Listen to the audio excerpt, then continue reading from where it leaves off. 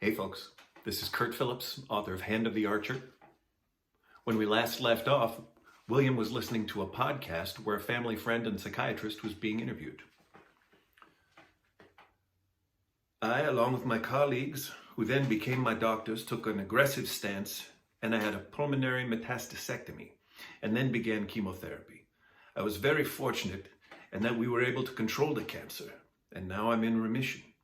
Halliday. Congratulations, Bartz. Well, thank you. I don't want to spend too much time belaboring that aspect for myself. Patients, people, have to deal with cancer every day. Brave people. I was very lucky. My condition was detected early. I happened to be surrounded by some of the finest physicians in the world, and I had the most advanced facilities and treatments literally just 2 floors away from my office. I can't fully express my gratitude that I had every advantage available to me. I felt very lucky. For a while. Shortly after I reached my first year mark of remission, I began to have panic attacks, and to be honest, as a tenured professor of psychiatry and director of research, I have to tell you that angered the hell out of me. Halliday. Angered you? How so?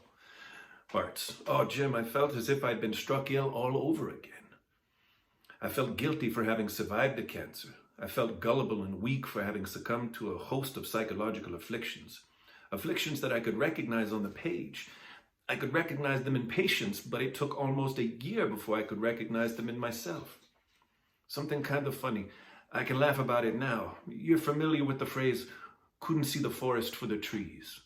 You know, I've spoken English for 3/4 of my life, and I've heard that phrase many times, but to be honest, I had no idea what it meant. You know, not all colloquialisms translate well, and I just thought, oh, that's a silly little phrase that's apropos of nothing. I laughed out loud when it finally made sense to me. Here I was, lost in a deep forest of depression and anxiety. Now in hindsight, I know that I was experiencing was post-traumatic stress and guilt and so much anger. Yet as it was happening to me, I simply couldn't recognize it. Then one afternoon, and this part tickles me to no end, I was literally walking in the woods near the campus of the university when all of a sudden it dawned on me. And I remember looking up at the trees, and the canopy opened up, and the sunlight flooded in, and it hit my face. It occurred to me that I was in a unique position in that, once again, I had an almost endless supply of resources available to me. I began to laugh and cry simultaneously. It was relief beyond anything I had ever felt before. Halliday.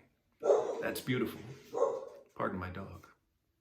Now, I assume it was at this point you started dipping into your own research. That's Julia Roberts you heard barking in the background.